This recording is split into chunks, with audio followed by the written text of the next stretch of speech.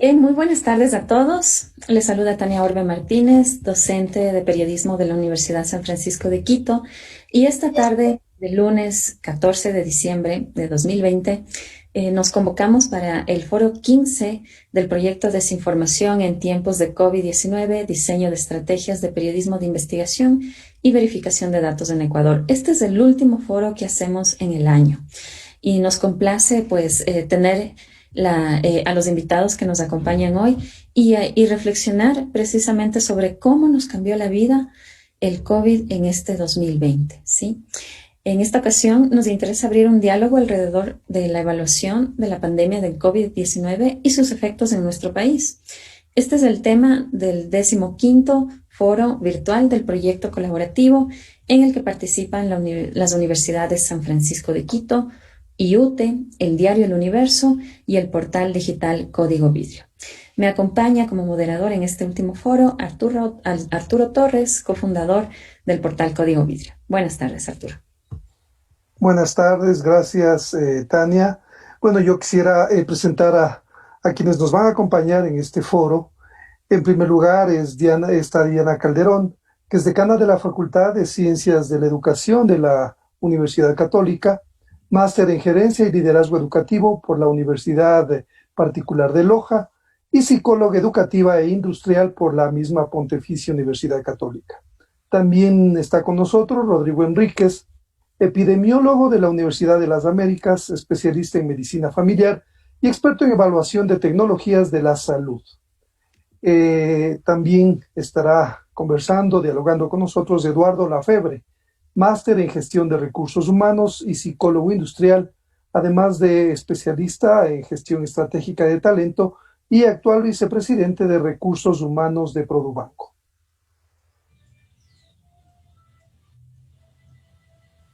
Bien, gracias Arturo.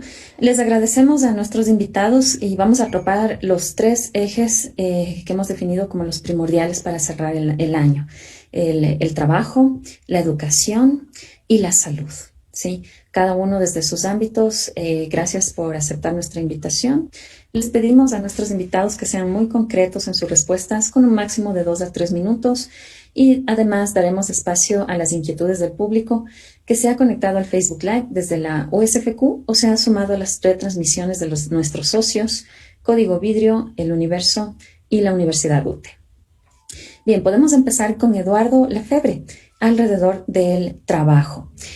Un artículo del diario El Universo señala que una madre de familia, tras volver al trabajo de modo presencial, tuvo que explicar a su hijo cómo usar la plataforma y resolver los problemas técnicos solo. Sin embargo, el niño llamó todo el día a la madre. De hecho, hoy en la mañana en mi casa se acabó la tinta de la impresora y mi hijo vino mientras yo estaba en clase y me dijo, mamá, tienes que comprar la tinta porque no puedo hacer la tarea y ojalá no venga en este momento de transmisión, pero puede pasar, ¿no? En un foro que tuvimos de educación vino mi hijo a decir, mami, ya volvemos de clases y quienes somos mamás, sobre todo tenemos ese apego con los niños, ellos están allí presentes. Eduardo, ¿cuáles podrían ser las recomendaciones para que un padre o madre de familia pueda equilibrar lo laboral y familiar sin poner en riesgo su empleo? ¿Qué han hecho ustedes desde su ámbito laboral? Bueno, gracias Tania y muchas gracias la invitación a este foro tan distinguido. Gracias Diana, Rodrigo, Arturo y a todas las personas que hacen posible este espacio. Sin duda acabas de mencionar quizá uno de los cambios más relevantes que se han generado estos últimos tiempos en el campo laboral. Bueno, uno de los cambios más relevantes fruto de la emergencia sanitaria es el cambio en el modelo laboral, que es haber empezado un proceso de teletrabajo emergente, que le llaman, que le ha obligado a gran parte de las personas, y me incluyo. Mira, yo soy divorciado y tengo una hija de 9 años, y tienes ventajas y desventajas. La ventaja es que mi hija ha podido venir a visitarme y estar con su papá 3 meses, porque los estudios son digitales, pero definitivamente yo creo que más allá de que las personas no estábamos preparadas para que suceda este proceso, porque realmente no hemos estado en teletrabajo, hemos estado trabajando en la casa, que es diferente. El teletrabajo, algunas organizaciones en algo nos hemos ido preparando, algunas otras han estado muy preparados, pero sin duda esto nos cogió en curva. ¿Y qué es lo que hemos podido hacer algunas organizaciones que piloteamos algo en teletrabajo? Eh, Nosotros trabajamos tres espacios. Primero, la salud de la gente, que fue lo principal. Segundo, lo que acabas de mencionar, que es el modelo de cómo trabajar. Y de inicio, proveyendo a la gente de todos los implementos que necesite para hacer este teletrabajo emergente en su casa. Y por último, hemos trabajado mucho con las personas, porque esto que tú acabas de mencionar es justamente lo que las organizaciones tenemos que madurar a entender, no por la emergencia sanitaria, pero tú no tienes empleados, tienes personas trabajando ahí. Y esas personas son papás, son mamás, son hijos, son abuelos, y no solo necesariamente por la emergencia sanitaria tienen que equilibrar. Yo te digo una palabra que escuché el otro día que es más allá de equilibrar, sino que se llama armonizar, porque no siempre todo puede estar como que en equilibrio. A veces tienes que bajar un poco la balanza y subir. Y hemos trabajado mucho en las personas que laboran en el Probanco en un concepto bien importante, que es el manejo del cambio, de manera bien inteligente y pensando en el estado emocional de las personas que forman parte del banco, no de los empleados, de las personas. Eso lo entendimos hace un par de años y seguramente en este caso que me pones de ejemplo, en donde el 60% de, las, de los colaboradores que forman parte del Probanco son mujeres y tienen hijos o hombres que también tienen o son cabezas de hogar, lo que hemos tratado es de darle la asesoría suficiente, la paz y la calma de administrar este proceso de cambio obligatorio que hemos tenido y posiblemente las mejores condiciones para que puedan trabajar. Pero es importante entender que el teletrabajo de hoy es un trabajo desde casa, es un teletrabajo emergente. No es lo mismo que prepararse para una transición y teletrabajar desde el hogar formalmente. Uh-huh.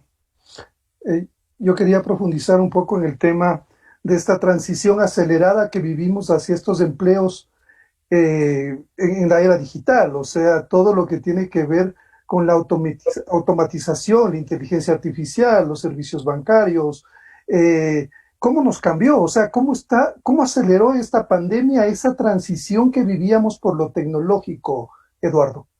Mira que yo vi muchos memes de lo que tú acabas de comentar. Ustedes lo deben haber visto y mucha de la gente que está aquí presente. Había muchos memes que decían, ¿quién aceleró la transformación digital? Y decían, fue el COVID-19, fruto de la emergencia sanitaria. La verdad es que el país y el mundo, bueno, mucho más de Europa y otros países de otros continentes, ya venían digitalizando todo lo que son servicios. Más en el campo financiero, que quizás es una industria un poco más fácil de digitalizar, si le quieren llamar. Pero uno de los desafíos grandes, Arturo, en el mundo actual, es que ya los productos en el mercado no son la gran diferencia. Los productos se tienen que transformar ahora en servicio. Y ese es el desafío que tienen otras industrias en mayor grado, ¿no? La banca, como te digo, es como que un poco más fácil digitalizar. Y ya veníamos en un proceso. Pero sí, tú tienes mucha razón.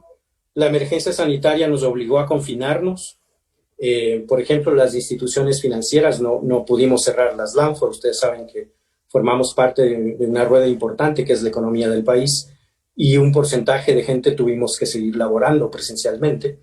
Pero sin duda la transaccionabilidad de la gente, físicamente hablando, la gente que va físicamente a una agencia, se ha ido trasladando poco a poco y con mayor velocidad en el proceso de emergencia sanitaria a los canales digitales, ¿no? A la web, al app, al cajero en menor incidencia, pero sin duda ha habido un cambio de consumo y de hábito del cliente hacia los canales digitales. Te tengo que decir que todavía falta, porque en el país esto se aceleró con la pandemia, pero sin duda yo creo que el desafío para todas las industrias es que los productos, ahora el diferenciador es el servicio, y más en esta era digital, ¿no? Ahora todos acostumbrados a comprar por WhatsApp todo lo que necesitas en casa. Uh-huh. Solo quería agregar una cosa, perdón, el tema este claro, de cómo las industrias ahora te requieren más sobre tecnología de la información, servicios financieros, consultoría de gestión, todas las áreas de marketing y publicidad y de investigación, o sea, todos los perfiles profesionales, eso implica que tiene que reajustarse porque yo veo muchos jóvenes que se quedan desubicados, o sea, en lo laboral. Sí. y no solo los jóvenes, ¿no? Yo creo que los que no somos, yo me siento millennial, pero no lo soy, evidentemente. El 75-76% del Produbanco está compuesto hoy día de gente que es millennial. Imagínate la velocidad, es maravilloso, hay que detenerles antes de empujarles. Pero sin duda hay que hacer un reskilling en las habilidades de la gente. Y yo te pongo una bien importante que hace un minuto la dije, que nos cuesta mucho, que es la administración del cambio y la transformación. Nos cuesta. Y este ha sido un desafío súper grande. Esa es una de las habilidades que hoy y de hoy en adelante las personas, no solo en el campo laboral, sino en todos los campos, tenemos que aprender a manejar. Y detrás de la administración del cambio hay algo muy relevante, que es el manejo emocional, el manejo de las emociones, que hoy nos han puesto a prueba en el confinamiento, en los trabajos, todo esto que es el manejo emocional y que ha traído por detrás inclusive la somatización de enfermedades, porque hay gente que se enferma por este estrés de esta situación que estamos viviendo. Pero sin duda hay un reskilling hacia el manejo del cambio, la transformación, la inteligencia emocional, la resiliencia, el accountability. Mira que mandar a teletrabajar a una persona no solo requiere una capacidad importante de confianza del jefe de esa persona, porque tiene que confiar, sino una accountability, una autorresponsabilidad de que voy a estar sentado laborando y que no necesito este seguimiento al que nos hemos acostumbrado en el tiempo de supervisar, que mal dicho está supervisor, si no es líder. Pero todas estas habilidades las personas tenemos que ir reentrenando para tener éxito en un mundo que hoy día a largo plazo ya no sabemos cuánto dura. Es tan rápido ahora que nos estamos desafiados a entender el corto y el largo plazo ahora. Así es, Eduardo. En realidad estamos frente a un futuro más incierto que nunca, ¿no? Y solo tenemos el presente. Lo que tú nos acabas de decir nos da paso para hablar precisamente de los nuevos skills, las nuevas destrezas que tienen que formarse los jóvenes en las universidades.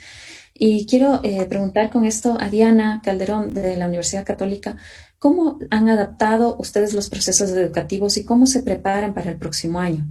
Porque todos en algún momento queremos volver al campus, ¿no? Pero estamos cerrados en el campus y hemos mantenido las clases virtuales con esta metodología de sincrónico nos vemos, asincrónico no nos vemos, pero todos en realidad estamos trabajando al 100% o al 1000%.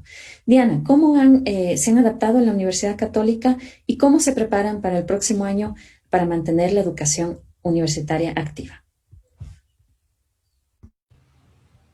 Gracias, Tania, y gracias a todos los colegas con los que hoy compartimos este espacio. Un gusto realmente estar aquí.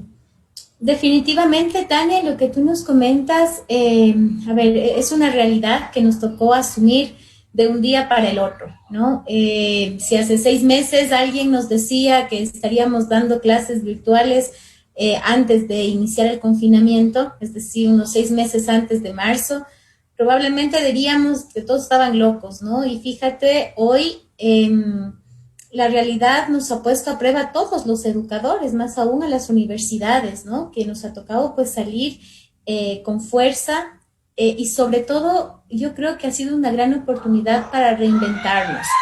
Entonces, frente a lo que tú nos compartes o tu pregunta, ¿qué ha hecho la Universidad Católica? Pues ha desplegado una serie de actividades que nos han permitido efectivamente dar respuesta a nuestros estudiantes desde la virtualidad.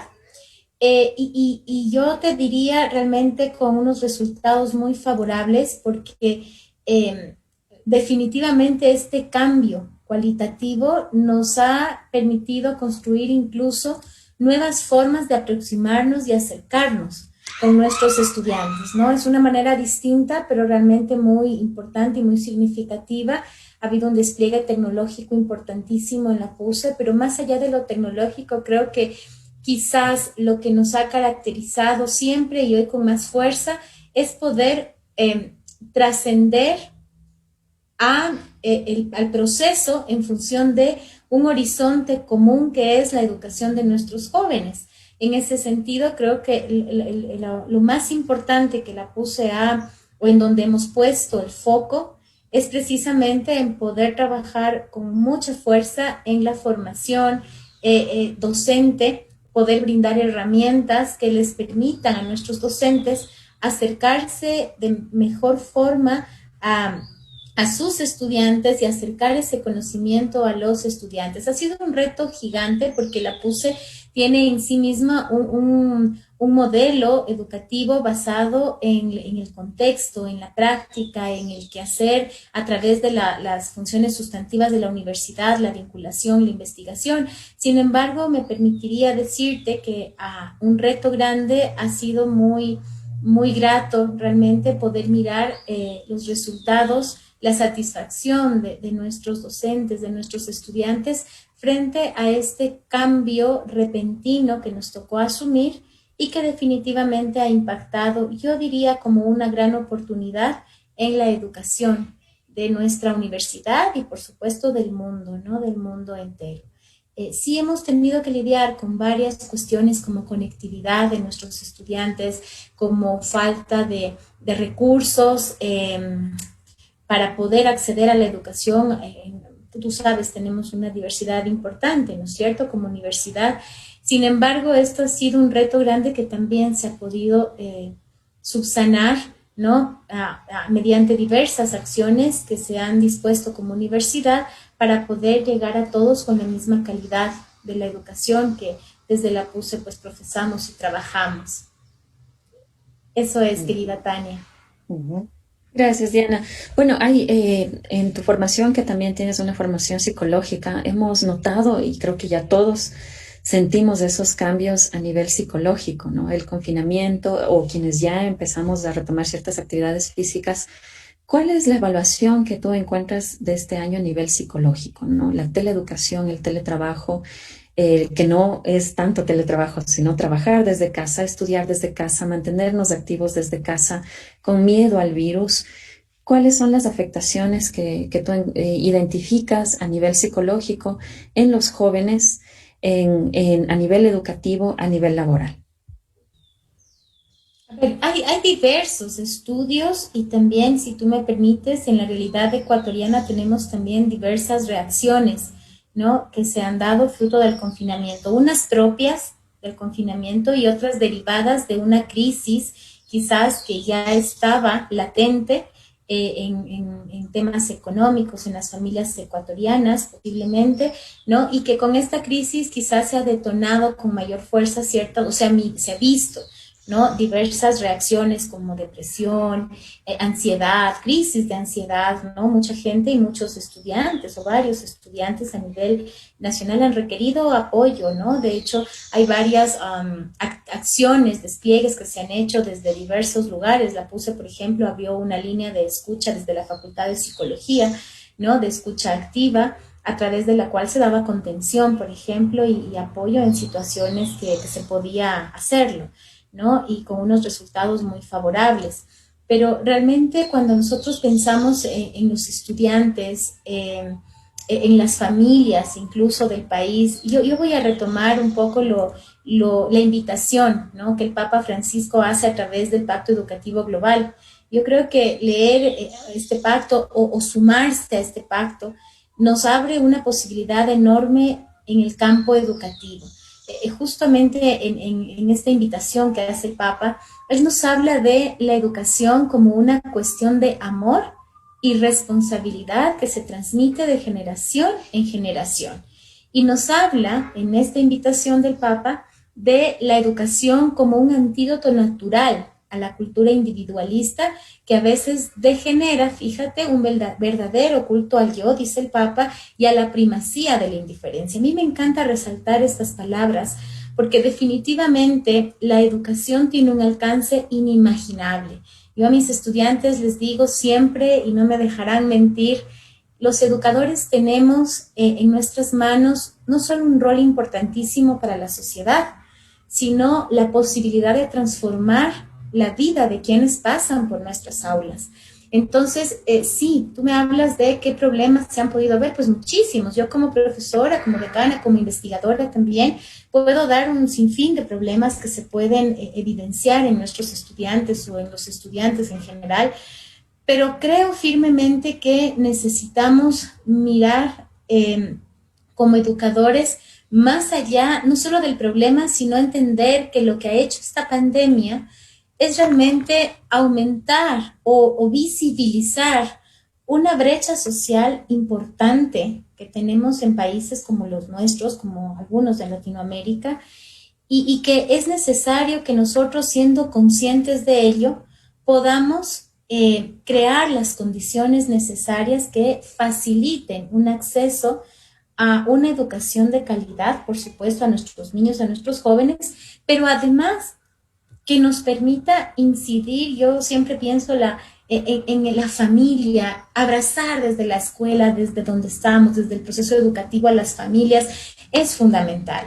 Entonces, sí creo que ha sido una gran oportunidad lo que estamos viviendo, porque de alguna manera tú mencionabas al inicio, ¿no? O sea, mi hijo viene y eso puede crear, quizás, no sé, de diversas formas puede crear una ansiedad, una angustia, porque somos una sociedad que hemos estado muy acostumbrados a vivir nosotros solitos, ¿no? Cada uno consigo mismo, y en el trabajo soy uno, en la casa otro, no. Yo creo que esta pandemia nos ha revelado la importancia de dar su justo valor a las cosas y sobre todo de poder mirarnos en esa humanidad como seres que necesitamos construir redes y que además nos permitamos, nos dejemos empapar, no sé si es la palabra empapar, de, de la posibilidad de que nosotros impactemos en nuestros jóvenes, en nuestros niños, en sus familias de una forma más trascendente, ¿no? Muchas Entonces, gracias, Diana. Perdón que te interrumpa, pero queremos ser un poco más cortos en las exposiciones para poder tranquilo, muchas gracias. abordar más. Rodrigo, quería plantearte precisamente esto, quería profundizar un poco más en esto que es algo que no se ve, pero que está ahí, ¿no es cierto? Que es el daño psicológico que nos ha provocado la pandemia, además de lo que hemos visto, o sea, hemos visto muerte, enfermedad. Podemos saber, podemos medir cuál es el daño emocional que esto ha dejado en los hogares, o también la curación, pues porque también podemos encontrar eso en los hogares. Bueno, muchas gracias, Arturo, y gracias también a los organizadores de este foro. Yo quisiera en primer lugar recalcar algunas palabras que han mencionado tanto Eduardo como Diana, y es el de las brechas. Yo creo que si hay un elemento que ha visibilizado esta pandemia es la profunda inequidad y el cómo se han convertido prácticamente en abismos las brechas sociales que existían antes de la pandemia. De alguna manera, esta pandemia ha permitido visibilizar brechas de acceso. Nosotros somos parte de un grupo privilegiado que puede tener tecnologías para poder comunicarnos y organizar este tipo de foros, el poder tener el privilegio, por ejemplo, de hacer teleeducación, una videoconferencia, utilizar un aula virtual como para poder llegar a los estudiantes que pueden pagarlo, y lo mismo también en el tema de salud. Así que yo creo que uno de los elementos más importantes que ha ayudado a visibilizar esta pandemia son estas profundas inequidades que existen no solamente en Ecuador, sino que son globales. Y esto de alguna manera contribuye también a profundizar lo que acaba de preguntar Arturo, y es el impacto que hay sobre nuestra salud mental y la salud mental de la población, producto de una amenaza que es virtual. Ninguno de nosotros somos capaces de ver con nuestros propios ojos el virus. Es más, confiamos ciegamente de que hay algo llamado virus que los científicos o los profesionales de salud nos dicen que existe. Y esta es una amenaza virtual que se convierte en real cuando vemos a un familiar enfermo e incluso cuando alguien fallece.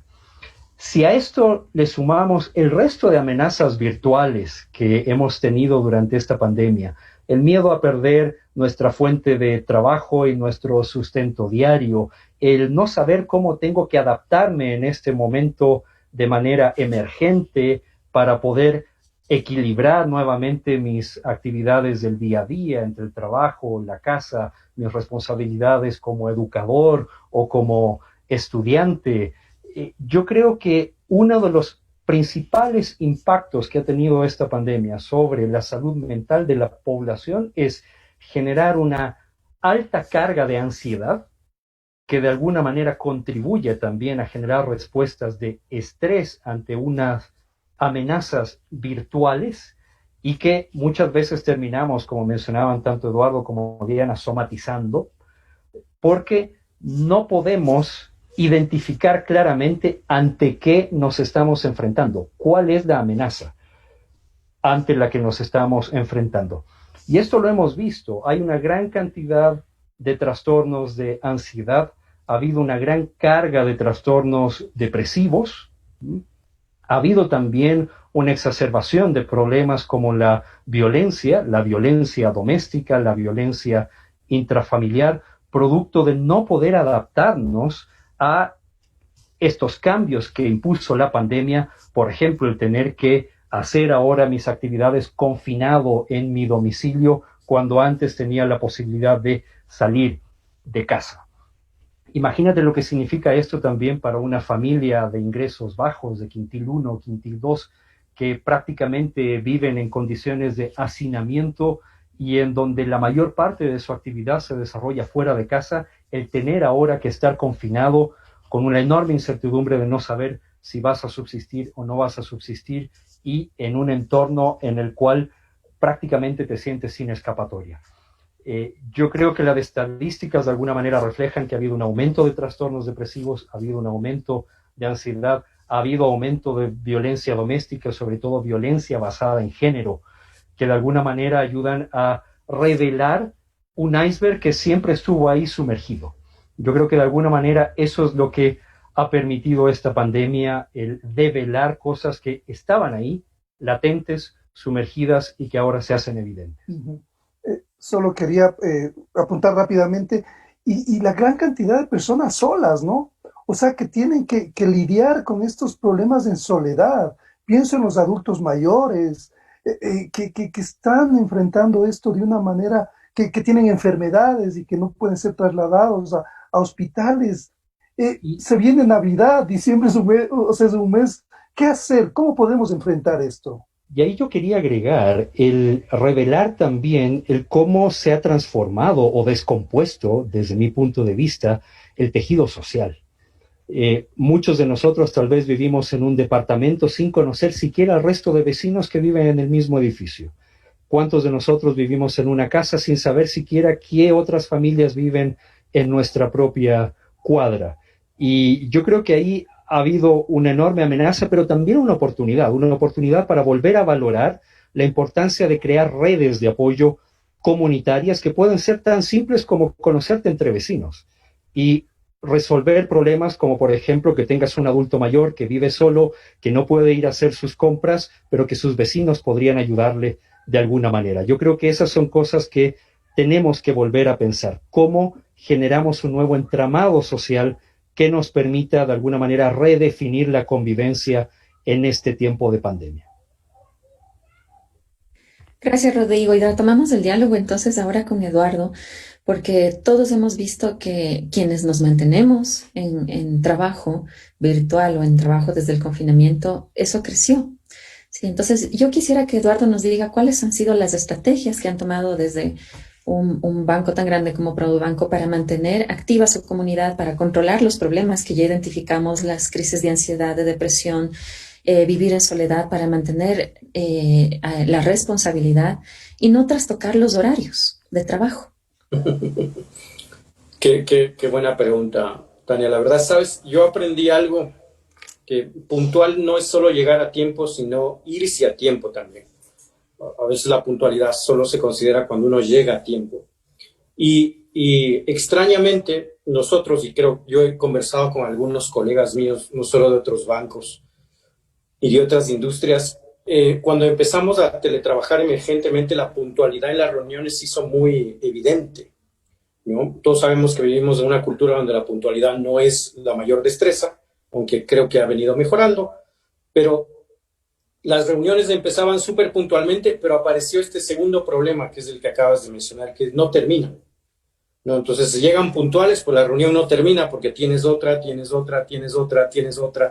y si te ven un espacio vacío te ponían una reunión porque asumían que era el espacio donde podías conversar, ir a tu almuerzo o tienes una niña en casa y tienes que dirigir los deberes. Entonces, en el banco al principio, como te dije, empezamos a navegar en un agua nueva, pero nos fuimos adaptando, yo creo, gracias a algunas cosas. Primero, yo siempre menciono esto porque yo soy una persona de recursos humanos, soy psicólogo, creo mucho en el ser humano y no trabajaría donde estoy si así no fuera. Creo que iría en contra de mis principios. Y yo siempre digo, la gente no es lo más importante en la organización donde yo trabajo. La gente es la organización. Es decir, no es lo más, la gente son la institución. Por lo tanto, no es el factor ni el recurso más importante. Mi unidad no se llama recursos humanos, se llama gente. Porque la gente es la institución, no son recursos, no son capital. Y una de las cosas que hemos trabajado mucho tiempo y que creo que nos ha ayudado es que las personas que forman parte de esta institución son conscientes de eso. Solo te voy a poner un ejemplo muy rápido, porque a mí me dice la gente, pero ¿y cómo sabes de eso? Porque la verdad, hacerle publicidad y decirles que esto es así puede sonar a cliché, pero la vida pone pruebas a las organizaciones para saber si está haciendo bien las cosas. Y esta emergencia ha sido una de ellas. Cuando empezó la emergencia sanitaria y el gobierno en el mes de marzo, si no me equivoco, nos manda a todos a trabajar desde casa, el sistema financiero tenía que seguir operando. Nosotros nos preocupábamos mucho porque aunque dábamos todas las medidas de protección, nosotros empezamos en febrero a poner en confinamiento a la gente, poco antes de que el gobierno empiece a tomar ciertas decisiones. Ya tuvimos información. Teníamos la duda de, bueno, ¿cómo mandamos a una persona a una agencia? Por más medidas, hay el miedo, la ansiedad que bien mencionaba Rodrigo, esta ansiedad de salir y mi familia, y me voy a enfermar, y qué va a pasar. Sabes que la gente a la institución le decía, yo voy, yo abro la agencia, yo voy, todos estamos dispuestos, no se preocupen, nosotros vamos a abrir, dennos las medidas, vamos a estar bien. Ese para mí es el mejor ejemplo de que la gente es consciente que la institución, la gente es la organización. Entonces ese ha sido un principio fundamental que hace algunos años la organización ha venido cultivando. La segunda es no perder contacto. Yo creo que es difícil crear una cultura organizacional o mantenerla en el tiempo con teletrabajo. O sea, la gente para generar ideas y creatividad tiene que estar junta. Yo sé que, no sé si... Yo creo que aquí hay gente que sabe mucho más de lo que voy a decir, pero el lóbulo, el lado derecho del cerebro, que es la parte creativa, generalmente aflora cuando hay espacios creativos. Es decir, es difícil que una organización donde hay reglas, procedimientos, la banca es como un poquito cuadrada y normativa.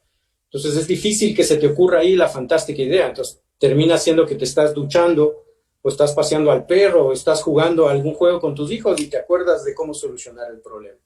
Pero eso sale en comunidad y la gente necesita trabajar en comunidad para explotar la creatividad. Entonces sí nos hemos dado la forma de mantener en contacto a la gente, sea digitalmente, sea en reuniones. Hemos creado espacios, te pongo un ejemplo, yo me reúno con mi equipo primario, que son como 8 personas, todos los días media hora para no hablar de trabajo, sino que les digo, ¿y cómo están? Y tu hija estaba enferma, ¿cómo está? Ya está mejor. Les cuento que mi hija vino ayer, y no sabes eso cómo ablanda mucho esta ansiedad de empezar a hablar de trabajo o de mirar el resultado que había que concretar. Entonces, sí es generar contacto. Bueno, primero el concepto de que la gente sí es la organización. 2, no perder contacto con las personas. Al principio de la pandemia llamamos a todos y cada uno de los 3.500 empleados para saber cómo estaban, y les seguimos haciendo seguimiento hasta hoy. Para que sepan que nos preocupa que estén bien, y no solo ellos, sino sus familias también. Mantener este contacto con las personas, hay que mantener el contacto y sin duda preocuparnos primordialmente por la salud de la gente. Eso ha sido lo que ha primado en la institución, es decir, todas las medidas necesarias. Ha habido un equipo médico muy fuerte detrás de la institución que nos ha ayudado a, gracias a Dios, no tener mayores problemas. Pero si tú me preguntas ¿qué es lo más importante para nosotros para lograr mantener a la organización? Es no perder el contacto, es estar con la gente, estar comunicado, ver cómo están, saber cómo les va. Porque mañana tener gente súper, súper eficiente, pero sin salud, no te funciona. Y eso no nos hemos dado cuenta en la pandemia. Yo creo que, te vuelvo a decir, no sé si por suerte o gracias a Dios, desde hace algunos años atrás, entendimos que el bienestar no es para empleados, es para personas. Y que en el banco necesitamos gente contenta, no empleados contentos. No alguien con un buen computador, un buen escritorio, buena comida, no. Alguien que si tiene un hijo que le hacen bullying en la escuela y tiene que venir a trabajar, va a trabajar en paz. Es que yo soy papá y sé que no podría trabajar en paz y sé que a mi hija le están molestando en la escuela y tengo un montón de... Entonces trabajamos mucho en el bienestar de las personas y hoy hemos tratado de no perder eso, aunque sea digitalmente, y sí estar conectado con cada uno de los que forman parte de esta compañía. Ujú. Diana, quería un poco profundizar este tema de, o sea, los maestros, que son los que un poco han lidiado mucho con estos problemas, ¿qué intención tienen? O sea, a nivel emocional, como para precisamente superar, porque viven como todos un proceso de ansiedad, de zozobra inicialmente, pero luego, ¿cómo potenciar eso en función de que creo que esta pandemia nos ha ayudado a explorar más sobre nuestra capacidad para adaptarnos al cambio y no congelarnos frente al cambio? ¿Cómo ves tú el tema de los profesores en este campo? O sea, que están yendo más allá, ¿qué lecciones están aprendiendo para aplicar un poco todo lo que nos ha dejado esta experiencia y nos está dejando el COVID-19?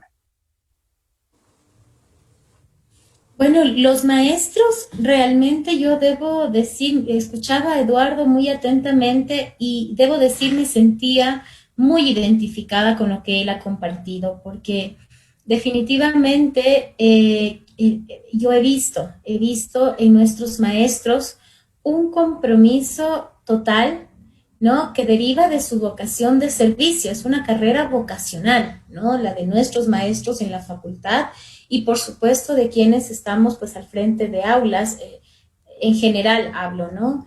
Y realmente sí, yo creo que ha representado un desafío enorme, pero que se ha ido trabajando conjuntamente con la organización, en nuestro caso, con ese acompañamiento, con ese sentir que al otro lado hay alguien que sostiene, ¿no? Yo quiero compartirte una de las experiencias más significativas que yo puedo tener en esta pandemia ha sido precisamente tener o poder escuchar los testimonios de nuestros docentes al encontrarse en situaciones bastante complejas. Tú has mencionado una palabra importantísima, el estrés que se deriva para profesiones como las nuestras, las de quienes somos o ejercemos la docencia, es grande, porque no solo cargas a veces con tus propias dificultades, sino además recibes dificultades de tus estudiantes. Y eso, quienes están aquí, pues estoy segura que también todos lo sabremos, deriva en una posibilidad de ponerte más ansioso y más preocupado porque tienes o a veces te sientes manos atadas sin saber qué hacer, ¿no? Y como te decía hace un momento, uno de los testimonios más significativos que yo he tenido es precisamente de varios colegas docentes que han sido solamente su escucha activa a los estudiantes en situaciones tan complejas como las que estamos viviendo, ha sido un detonante para activar ciertos estados de ansiedad, de preocupación grande en nuestros docentes, pero gracias a ese acompañamiento que yo menciono y ese poder sentirte que al lado está tu colega, tu compañero, que vamos de la mano en este proceso, creo que ha sido lo más importante en este tiempo de pandemia, ¿no? O sea, sentir que no estás solo y que al lado tienes un colega que, si bien es cierto, no puede hacer, no puede transformar tu realidad, puede escucharte. Y creo que eso ha sido fundamental, estas reuniones, ¿no? Generarlas en equipo con tus colegas, una llamada telefónica, un mensaje. Yo creo que los mensajes han sido constantes, al menos en el tiempo más fuerte de confinamiento, y eso nos ha ayudado a sentirnos acompañados. Pensaría que por ahí es una de las respuestas que puedo compartir en este momento. Gracias, Diana. Bueno, vamos ahora con Rodrigo y creo que la pregunta que todo el mundo se hace ahora es ¿cuándo nos llegan las vacunas? ¿Cuándo se acaba la peste? ¿Y qué se viene para el 2021? ¿Cuándo podremos reunirnos? Y como bien decía Rodrigo antes de empezar este foro, de repente la epidemiología cobró importancia en el Ecuador. ¿Tenemos una respuesta para eso, Rodrigo? Bueno, yo creo justamente que esta pandemia ha servido en el aspecto de salud para entender varias cosas. En primer lugar, una de las cosas más importantes que hemos visto en esta pandemia en el sector salud es el cómo los ciudadanos de diferentes sectores han sido capaces de organizarse y autogestionar para poder resolver problemas en situaciones en las cuales el Estado no era suficiente o el gobierno no era suficiente. Gracias, por ejemplo, a que la misma banca organizó una serie de fideicomisos para hacer un pooling de fondos que permitan responder a algunas necesidades inmediatas de la pandemia, se pudieron, por ejemplo, organizar las universidades para poder realizar pruebas diagnósticas en casi todas las provincias del país. Y eso de alguna manera sirvió como un mensaje de que no podemos resolver todos los problemas, en este caso del sector salud, solos. Necesitamos aprender a colaborar, necesitamos aprender a reencontrarnos con nuestra familia, a reencontrarnos con el vecino de la misma cuadra, a reencontrarnos con gente de diferentes organizaciones, a reencontrarnos sector privado y sector público. Yo creo que ese es uno de los mensajes clave, los mensajes importantes. Y ese reencuentro ha permitido que en este año de pandemia hayamos tenido desarrollos que no habíamos visto en toda la historia de la humanidad. Es una época en la cual se han logrado producir no una, decenas de vacunas. En este momento hay 60 vacunas que están ya en fases de investigación clínica, de las cuales por lo menos 15 ya están en estudios de fase 3 precomercialización y varias de ellas hemos visto en las últimas semanas están siendo ya aprobadas para uso en emergencia por diferentes países. Esto es histórico, no se ha visto nunca antes en la historia de la humanidad y ha sido producto de la colaboración.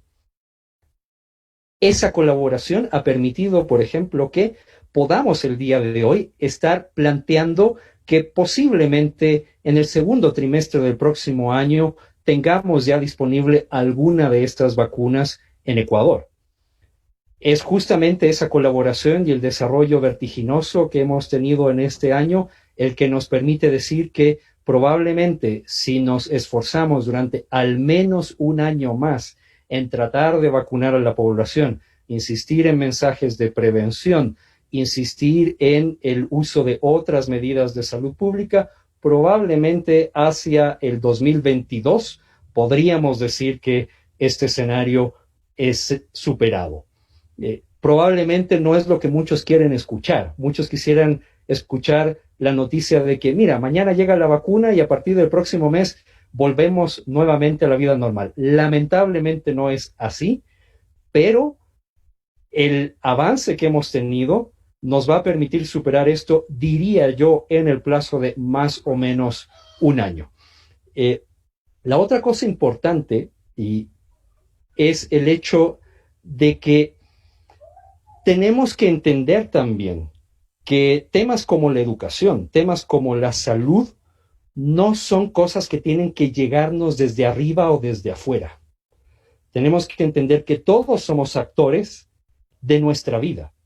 Y si nosotros no aprendemos a autogestionar nuestro tiempo, nuestra actividad, nuestro trabajo, nuestra salud, no podemos quedarnos sentados esperando a que los demás hagan algo por nosotros. Y yo creo que ese ha sido un aprendizaje muy importante también en estos tiempos de pandemia. Uh-huh. Yo quería agregar una cosa, pero también tiene que ver con, o sea, sobre cómo precisamente en el campo científico de la medicina tenemos atención telemática, aplicaciones, consultas, resultados online. Se ha producido una digitalización express de los sistemas, del sistema sanitario. En estos casos, en el caso del Ecuador, ¿qué se ha hecho bien y qué se ha hecho mal? ¿Cómo se ha acelerado, cómo acelerar esta transformación para bien sin desplazar al paciente del centro de los cuidados, que es un poco un tema que también es sensible, ¿no? Me encanta tu pregunta, Arturo, porque me obliga a hablar de dos temas. El primer tema es que nosotros no cuidamos pacientes, tal como decía Eduardo. Nosotros acompañamos personas, personas que tienen su propia historia y personas que tienen su autonomía. Y yo creo que una de las primeras cosas que tenemos que hacer es dejar de pensar que son los servicios de salud los que van a resolver los problemas de salud y empezar a pensar que es el acompañar a las personas en sus hogares, en sus comunidades, en su actividad del día a día, lo que genera salud. Lamentablemente, esta pandemia evidenció la gran fragilidad de nuestro sistema de salud, un sistema de salud que está altamente fragmentado, en donde tienes múltiples actores con lógicas muy distintas de actuación dentro del mismo sector público y también dentro del sector privado. Lamentablemente hemos estado acostumbrados a un sistema de salud en donde me siento en la consulta a esperar a que llegue alguien enfermo. Y esa ha sido la lógica tanto del sector público como del sector privado. Y nos hemos dado cuenta en esta pandemia de que cuando la gente ya no llega, porque no puede, porque está confinada, eres tú el que tiene que salir a la comunidad a ver cómo está la gente en sus hogares o en su lugar de trabajo. Hay que retomar esta palabra que es acompañar. Lo otro, yo sí creo que hay una enorme oportunidad para que aprovechemos las herramientas que tenemos en lo tecnológico como una forma de obligarnos a avanzar. Yo pensaba hace algún tiempo, ¿por qué no es posible poder contar con información epidemiológica en tiempo real? Y curiosamente, instituciones como el SRI sí saben más o menos semana a semana o mes a mes quién está pagando y quién no está pagando impuestos. No tenemos una historia clínica única en Ecuador porque creemos que todo lo tiene que hacer el Ministerio de Salud o el IES. Y podríamos resolver el tema de la vigilancia epidemiológica permitiendo también la participación del sector privado. Rápidamente, pensemos en el tema de impuestos. Yo puedo escoger bajarme la aplicación para declarar impuestos que me ofrece el Estado a través del SRI gratis, pero también puedo tener la oportunidad de contratar a un vendor que me ofrece una solución tecnológica de manera privada y que yo puedo pagar por ella y que va a dar la misma información al SRI a partir de estándares que puso el Estado. No podemos hacer exactamente lo mismo en salud. Cuando a mí me habilitan como médico, no me puede exigir el Estado que yo tenga un sistema de historia clínica electrónica, que puedo usar el del Estado o puedo contratar un externo, pero que me obligue a reportar en tiempo real lo que atiendo día a día. Fíjense la enorme dificultad que hemos tenido en esta pandemia para saber el número de casos de COVID-19 en el país. Y básicamente por una enorme debilidad en los sistemas de información. Yo creo que si utilizamos mucho del conocimiento que en este momento tiene el sector privado, la misma banca, la industria, etcétera, podríamos de alguna manera potenciar nuestra respuesta del sistema de salud en general, tanto en lo público como en lo privado. Bien, gracias, Rodrigo. Vamos a seguir con Eduardo. Estamos en el foro 15, Desinformación COVID-19, y con las perspectivas que vemos y que la salud es fundamental para poder avanzar. ¿Cómo vemos el mundo laboral, Eduardo? Tomando en cuenta, bueno, la banca está activa, sigue activa, ha estado en primera línea de atención, como otros servicios básicos, ¿no? Los supermercados, los servicios de salud, las farmacias, etcétera. Pero hay otros campos laborales que no han podido reactivarse o se han reactivado a medias. Bares, gimnasios, turismo, restaurantes, ¿sí? Y todas esas personas que han caído en el desempleo por situaciones que ya salen de su control, ¿qué pueden hacer? Vemos un año más hasta que podamos retomar actividades físicas, ¿sí? Y te invito a que nos sugieras como psicólogo, como líder de gente en un banco, ¿qué puede hacer la otra gente que ha perdido su empleo? Bueno, sí, en realidad ha sido un año complicado desde el punto de vista de trabajo también. Mucha gente ha perdido su trabajo. Quizá, creo que Rodrigo acaba de comentar algo muy real, ¿no? No es que mañana, en el primer trimestre que llega la vacuna, las cosas vuelven a la realidad que vivimos en enero y febrero. El otro día escuchaba que decían, bueno, tampoco es que la realidad de enero y febrero es el ideal. Hay que cuidar más del mundo. No podemos regresar a esa realidad donde descuidábamos tanto el mundo. Pero hablando del tema laboral, algo positivo que te puedo decir que he visto y seguramente es un camino siempre y cuando existan las oportunidades y las condiciones, es el emprendimiento. Esta ha sido también una oportunidad para empezar a mirar emprendimientos muy interesantes de gente que en base a la necesidad ha tenido que rápidamente pensar en una solución para llevar el sustento a su casa. Y he visto ejercicios o vivo de cierto tipo de ejercicios que han generado personas para llegar a domicilios con comida, con clases para niños que están en educación digital o facilidades. Otro día vi un emprendimiento de facilidades para niños especiales en casa, con artículos que les permiten bajar su ansiedad y seguir aprendiendo. Y decirte que yo aspiro que las organizaciones de todos los sectores en el tiempo, incluyendo el sistema financiero y todos los demás sectores que hemos pasado, si bien es cierto, tú dices algo real, el sistema financiero ha estado activo, pero de todas maneras ha sido un año muy difícil para todos, ¿no? Muy, muy, muy difícil. Y aspiramos que, gracias al compromiso y la fuerza que tenemos los ecuatorianos, ya lo hemos demostrado en varias ocasiones, empecemos creativamente a generar plazas de trabajo. Ojalá viene un nuevo gobierno. Estoy de acuerdo yo con Rodrigo y algo relevante que puedo decir respecto justo a lo que él mencionaba. Yo creo que la estabilidad y el futuro de las personas en esta situación también depende de cada uno. Creo que hay distintas realidades socioeconómicas y personales, sin duda, y eso es bien difícil de manejar. Pero creo que es como bien complicado poner la felicidad de alguien en las manos de otro. Y sí, la gente sí tiene que empezar, y todos tenemos que empezar a hacer un esfuerzo, empezando por cada uno. Yo le escuchaba a un cardiólogo que no sé, capaz Rodrigo lo conoce, pero es un español de apellido Fuster, que hablaba en una charla en YouTube y decía, el corazón da cantidad de vida, el cerebro da calidad de vida. Entonces, yo con esto te digo, se viene un año, yo no creo que el 2021 se va a resolver todo. No recuerdo, yo tengo 45 años, no me acuerdo al menos en ninguna Navidad y fin de año que mis papás, mis abuelos o alguien me haya dicho, el próximo año no hay, el próximo año es facilito, Eduardo. Nada, casi todos los comentarios son buenos, se viene un año difícil, ya van a ver qué hacemos el próximo año. Yo tengo fe y creo mucho en el ser humano. Y te digo, las cosas en el mercado laboral no se han cortado.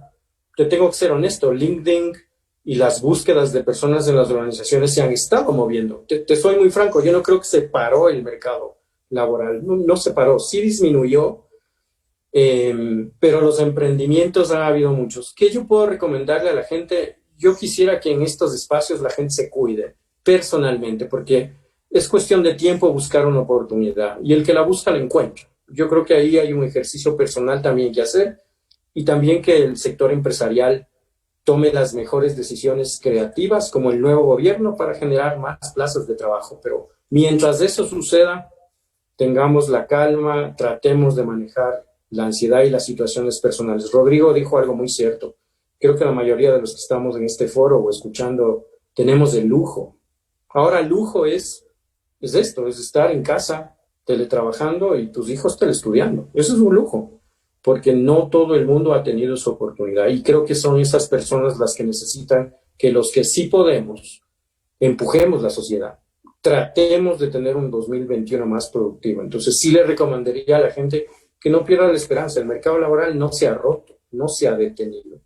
Hay que buscar opciones. Y ojalá haya cada día más emprendimientos tan buenos como los que han salido en estos días y que nos ha permitido confirmar la energía, la fuerza y el corazón que tienen los ecuatorianos para inventárselas de alguna forma ayudar a otros y poder llevar un sustento a casa. Pero el mercado laboral no se ha roto, Tania, y yo sí espero que entre el primer y segundo Q, ojalá las organizaciones puedan retomar sus planes, porque de eso también depende, veamos qué hace el nuevo gobierno también, ¿no?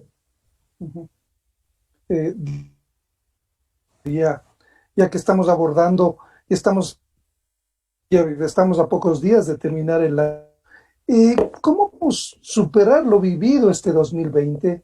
Aprovechar, coger lo mejor, potenciar para poder realmente dar este salto cualitativo que me parece que estamos de lo digital. Hablábamos de que ya no hablamos de clientes ni de clientes, sino de personas, ya no de servicios de salud. Esto implica también un enfoque distinto, ¿no es cierto? Entonces, ¿cómo deberíamos enfrentarnos al 2021? Eh, bueno, Arturo, yo creo que hay algo esencial en las personas y hablando organizacionalmente que no se puede perder. Hay algo que dice, hay alguien que decía esto, no recuerdo quién es, pero un conocimiento si no modifica un comportamiento no es nada. O sea, porque al final las personas somos conductas y eso genera sucesos en la vida. Yo creo que una de las cosas más rescatables es la actitud en la gente, la predisposición hacia la vida, hacia las situaciones. Yo creo que estamos cerrando un año muy difícil. No sé si difícil es la palabra que puedes llenar, pero si yo te digo desgastados emocionalmente y no muy rápido, hay una curva donde tienes que seguir pedaleando, ¿no? Porque no hay cómo bajarse, supuestamente, pero yo sí creo que hay que tomarse el espacio para pensar. Y todos los sentimientos son válidos para llorar si algo sucedió, si tienes que molestarte, si tienes que cerrar algo, cerrarlo bien. Yo creo que este año ha sido un año bien difícil, pero detrás de todo, cada uno de estos procesos hay enseñanzas. Hace un minuto hablábamos de grandes emprendimientos que le ha dado oportunidades a la gente, organizaciones como el sistema financiero, las cadenas de alimentos, que han logrado mirar, o lo que hace un momento decían Tania y Rodrigo, lo importante que es la epidemiología, que finalmente el mundo y la organización se dan cuenta. Yo no sé cuántos de nosotros en algún momento sabemos lo que valioso que es la salud hasta que te enfermas, porque así es la vida. Uno va al dentista cuando te duele la muela, no todo el mundo va 2 veces al año. Entonces yo creo que hay que agradecer esto. Hay ciertos aprendizajes muy profundos en este año, como también ha habido noticias muy dolorosas de gente fallecida en todo este proceso, pero lo que no se puede perder es la actitud. Yo creo que hay gente que ha perdido familiares, gente que ha pasado el COVID y sin duda es una enfermedad muy compleja y ha vivido dramas, y esa gente necesita el apoyo de los que no hemos vivido dramas, de los que seguimos trabajando. Gracias a Dios no se te ha enfermado nadie cercano, pero sin duda es un año de aprendizajes y hay que empezar. La actitud no puedes perder. Cuando pierdes la actitud, no te queda nada más. Entonces sí creo que hay que pensar positivamente que la lucha sigue. Yo no creo que se termina, como bien dijo Rodrigo, este proceso en el primer Q del 2021, pero hay que alar, hay que empujar. La cosa no es que estamos en un pozo, estamos en un túnel, decía un autor que invitamos al banco, y en el túnel al final hay luz. Entonces no hay que bajar los brazos. Por eso yo les decía un rato, la salud, el corazón es cantidad, el cerebro es calidad de vida. De cada uno depende que el futuro se labre de la mejor manera. Ojalá sociedad, como decía Rodrigo, las empresas, los sectores y un gobierno nos unamos para que el futuro sea más provechoso. Esa es la mejor forma de hacerlo, pero la actitud no la podemos perder y tiene que ser positivo. Gracias, Eduardo. Vamos con nuestra última ronda de preguntas y ahora vamos a continuar con Diana. Hemos hablado un poco de las afectaciones de las transformaciones en la educación para los jóvenes, para los maestros, pero quisiera que profundicemos ahora sobre los niños. Yo tengo un hijo de 9 años y mi hija adolescente de 13. Empieza la adolescencia, pero creo que ellos, y estoy pensando también en los que tienen su primer año de preescolar virtual, que ahora no tienen el recreo, no pueden encontrarse con sus amigos, que son esos momentos de juego y aprendizaje, y están enfrentando una etapa que es la primera infancia en la que aseguran pues su personalidad y los aprendizajes para la vida. Diana, ¿qué nos sugieres tú a los padres, ¿sí? A quienes tenemos hijos pequeños, ¿sí? ¿Cómo manejar el próximo año, ¿sí? Que se pinta totalmente virtual para la escolaridad en la infancia, ¿sí? Y cómo trabajar con los niños para explicarles por qué no podemos retomar una vida en comunidad física con los recreos y los niños de su edad. Gracias, Tania. Recomendaciones, me dices tú, ¿qué nos sugieres? Es importante que nosotros veamos en los niños seres, primero que sienten y luego capaces también de absorber todo lo que está en su entorno.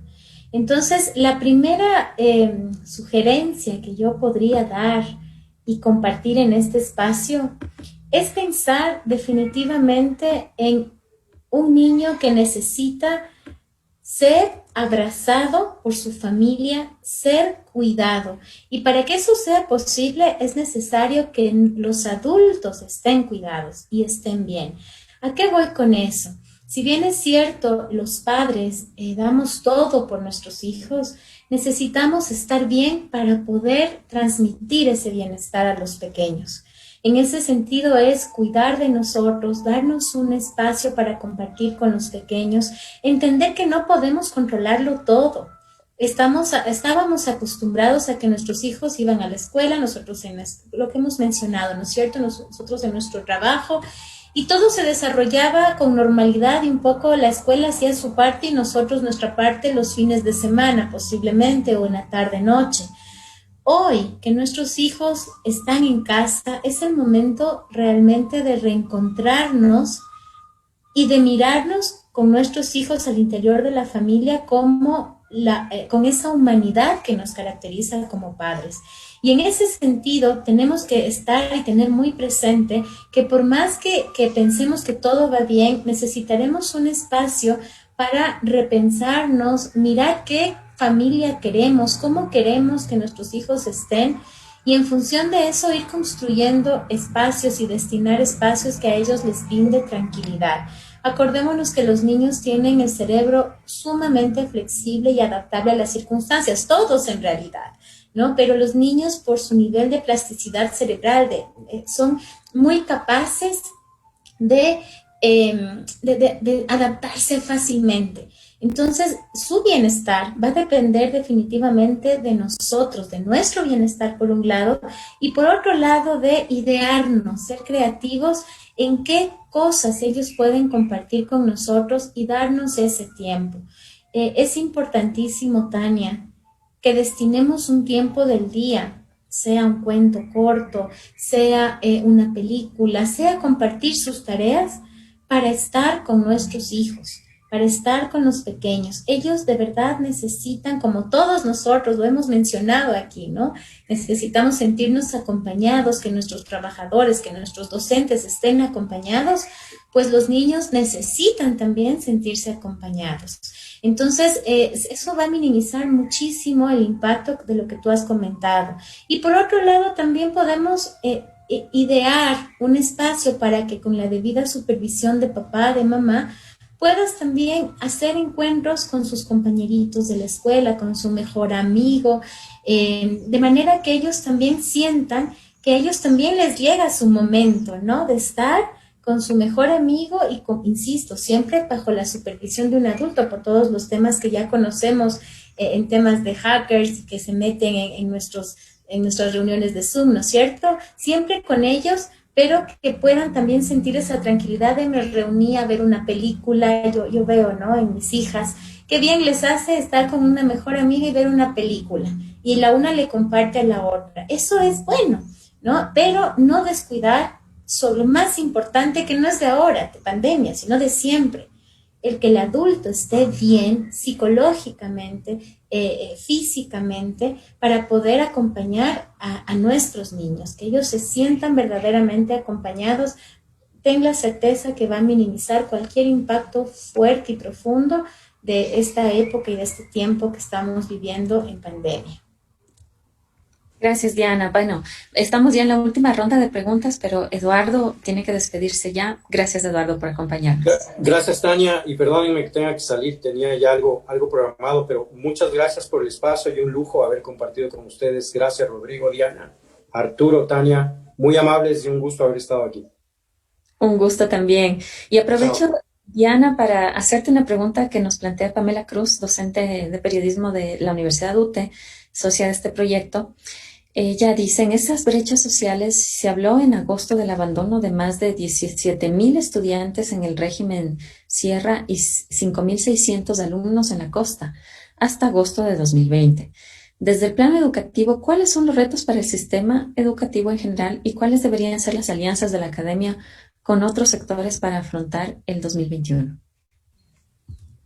Gracias por la pregunta. Definitivamente, varios organismos internacionales han hablado de una catástrofe educativa, ¿no? Porque definitivamente vemos que cerca de 10 millones de niños a nivel mundo podrían verse abocados a dejar la escuela por la crisis económica que ha generado el coronavirus, ¿no? De hecho, cerca de, bien lo ha dicho Pamela, y cerca de 250 millones de niños en el mundo han sido excluidos de toda actividad educativa, ¿no? Por todas estas circunstancias derivadas de la pandemia.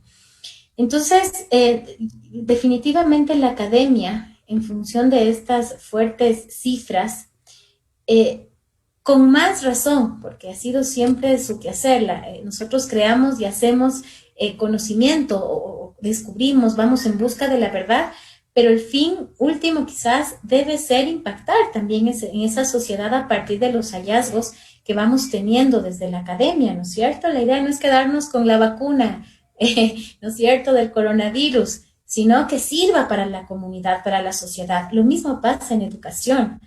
El principal objetivo de poder mirarnos desde la academia es trabajar conjuntamente de la mano para desde esas funciones sustantivas de investigación, de docencia, de vinculación, que podamos abrir, como lo hemos hecho, al menos desde la Facultad de Ciencias de la Educación de la PUC, hemos abierto varios frentes y hemos tendido puentes para unir esfuerzos con diversas organizaciones, tanto a nivel de Estado como organizaciones no gubernamentales, privadas de nuestro país, porque la mirada no debe abocarse ni agotarse más bien en un asistencialismo, sino más bien en un acompañamiento conjunto en donde desde la academia podamos dar lo que tenemos y poder ponerlo a servicio de quienes más lo necesitan, ¿no? Nuestros docentes, nuestros estudiantes han participado, por ejemplo, en diversos espacios para acompañar a niños con refuerzo académico a nivel nacional, a través de diversas alianzas que hemos tenido o hemos generado con algunas organizaciones, incluso con el Ministerio de Educación en un programa de diseño de fichas pedagógicas, didácticas para niños de 0 a 6 años.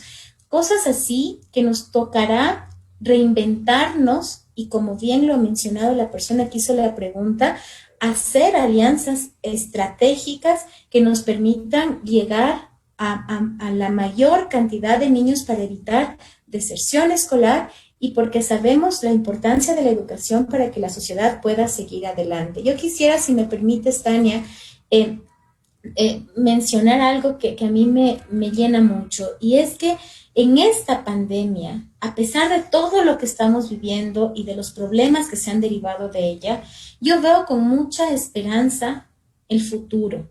Porque tengo confianza en que toda la situación que estamos viviendo, al menos en el tema educativo, nos deja la oportunidad de impulsarnos con mucha fuerza hacia una profunda y necesaria transformación de la educación, porque la educación ya tenía una crisis antes y ahora lo que ha hecho la pandemia es darnos cuenta o hacernos más conscientes de que esa crisis debe ser subsanada de manera que podamos, a través de metodologías nuevas, llegar con mayor calidad hacia esos sectores de la población que no llegábamos.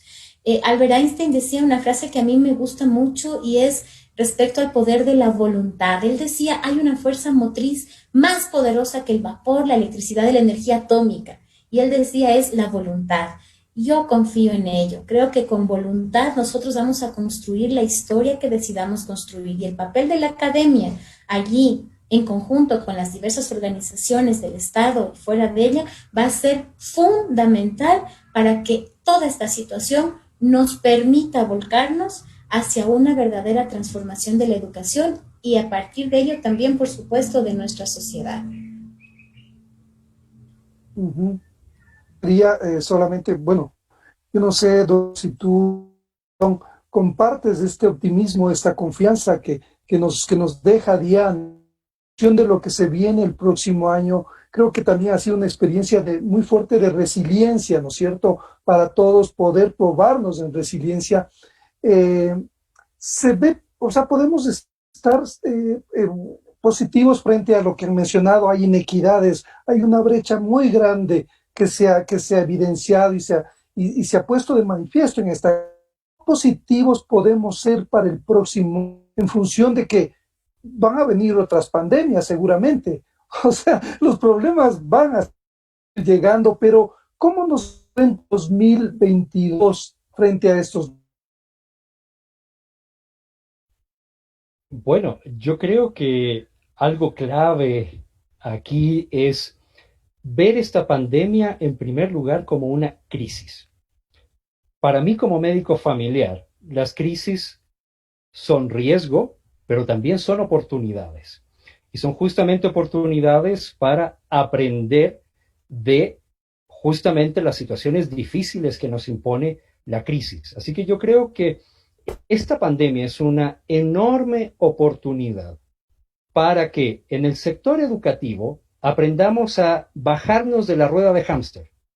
Yo soy muy crítico de cómo llevamos nuestros sistemas de educación a nivel mundial, porque prácticamente nos hemos acostumbrado a una rueda de hámster en donde a mi niño lo tengo que poner en una buena guardería, donde lo estimulen tempranamente para que vaya a una buena escuela para que vaya a un buen colegio, para que vaya a una buena universidad para que tenga un buen posgrado.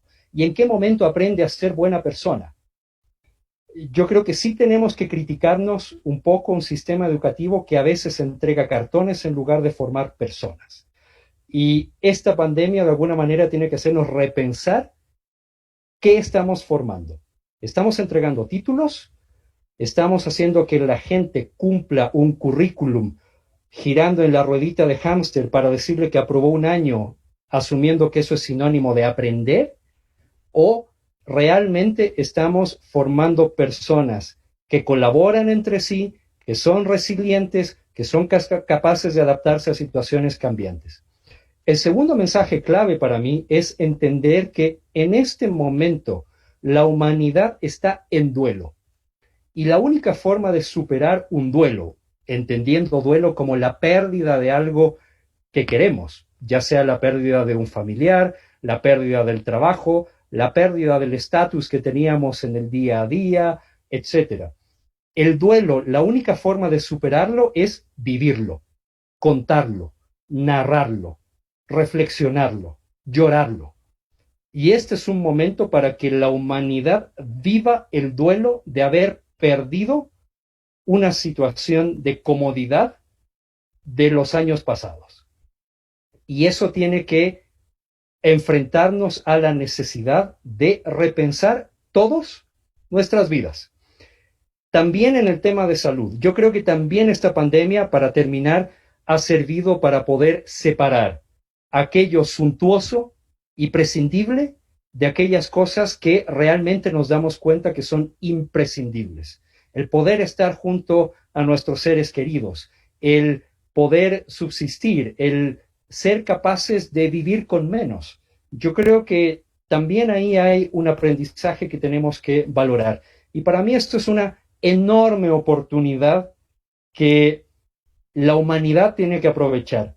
Pero también hay un enorme riesgo, y el enorme riesgo es que esto simplemente termine profundizando las inequidades, termine convirtiéndonos en una economía depredadora en donde cada uno vive a partir del arranche, que ya lo hemos visto en esta pandemia, cuando los países monopolizaron, por ejemplo, las mascarillas o medicamentos, y por lo tanto eso también es una señal de alarma. ¿Qué tipo de sociedades queremos? Y este es un momento para reflexionar. Gracias, Rodrigo. Solamente voy a pasar la pregunta que tenía Pamela Cruz para ti. Ella dice la ansiedad, el miedo y el estrés ante esa amenaza virtual o real, como el virus del COVID-19, no es igual para quienes se han contagiado, son sospechosos de portar el virus y quienes no lo tienen. ¿Crees que esa diferenciación está presente en la política laboral de instituciones, sean privadas, públicas o comunitarias? Yo creo que sí. Yo creo que de alguna manera esta pandemia también ha puesto en evidencia nuestra capacidad de estigmatizar, lamentablemente. Hemos visto durante esta pandemia gente que ha perdido su trabajo o ha sido expulsada del hogar que arrendaba por haberse enfermado de COVID. Y eso cuestiona de alguna manera cuán solidarios a veces podemos ser.